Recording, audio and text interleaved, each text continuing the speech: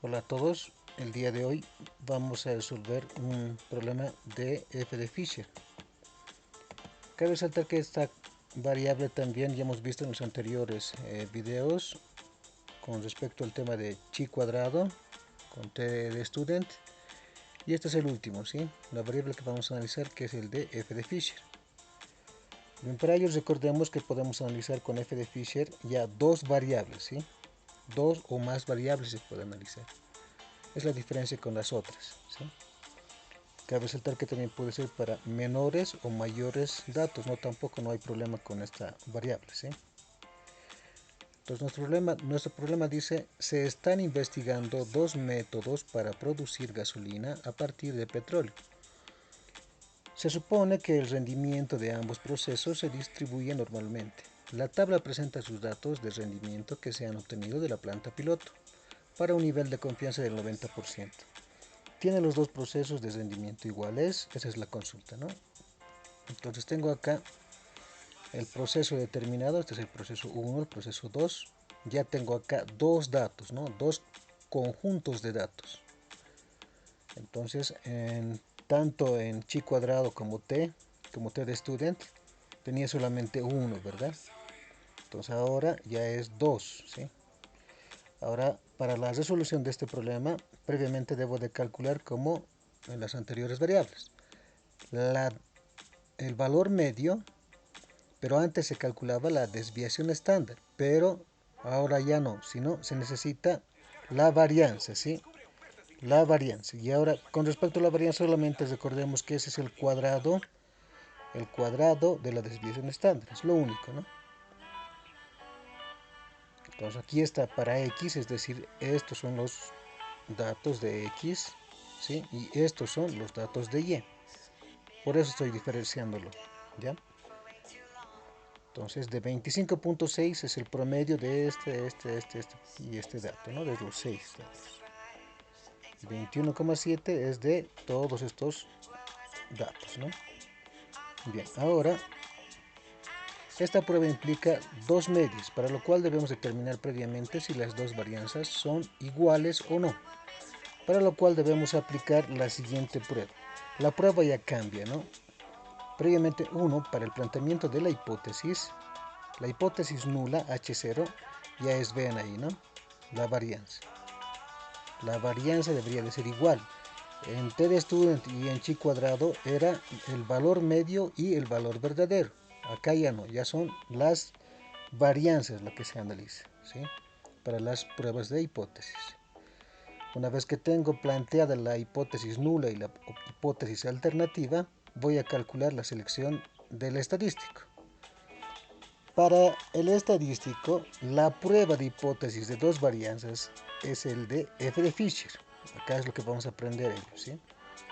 Con ρ1 igual a n1 menos 1, ρ2 igual a n2 menos 1, que son los grados de libertad con una probabilidad del 90%.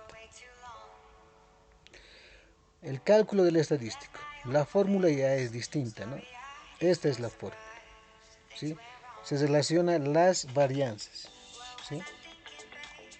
Hemos calculado de 0,902 y 0,376, tal como lo hemos visto acá. 0,902 y 0,376. Y ese valor va a ser de 2,4. Ahora, para el tema de la decisión, con un nivel de confianza del 90%, ahora en las tablas está generalmente con alfa medios, es decir, debo de hacer 1 menos 0,9 es igual a 0,1. Dividido entre 2 va a ser 0,05. Ρ1 es igual a N1 menos 1, que es decir, 6 datos menos 1 es igual a 5. De igual forma, Ρ2, de ahí tengo 5. Esos son los grados de libertad. Ahora aquí tengo la tabla respectiva de f de Fisher, con 5, ¿sí? Con 5 grados de libertad, obtengo el valor de 5,05. Esto es específicamente para alfa igual a 0,05, ¿sí? Toda la tabla. Ya, entonces, este es el valor. De la tabla extraigo f crítico, que es igual a 5,05. Por consiguiente, vemos que F calculado es menor al F crítico, es decir, 2.4 es menor a 5.05. Por lo tanto, se acepta la hipótesis nula, ¿sí? Es decir, no existe evidencia suficiente para concluir que ambas varianzas sean distintas. Pero ahora lo que debo de hacer es trabajar con TDStudent. ¿Por qué? Porque debo decidir, no he respondido aún a la pregunta, ¿sí? Entonces, para T, el planteamiento de la hipótesis, recordemos que es con H0, ahí tengo nuevamente las medias, que es igualdad o que es mayor. Para la selección del estadístico, el estadístico a emplear es TDStudent, ¿sí? Vamos a trabajar acá con TDStudent, pero la fórmula ya no es la misma, ¿sí? El cálculo del estadístico, nosotros la calcularemos con la siguiente fórmula. Esta es la fórmula. Y S es la que vamos a calcular, igual tiene otra fórmula, ¿sí? Aquí viene lo complejo, ¿no? Es decir, T puedes trabajar para un conjunto de pares de datos o como para dos, de igual forma se puede.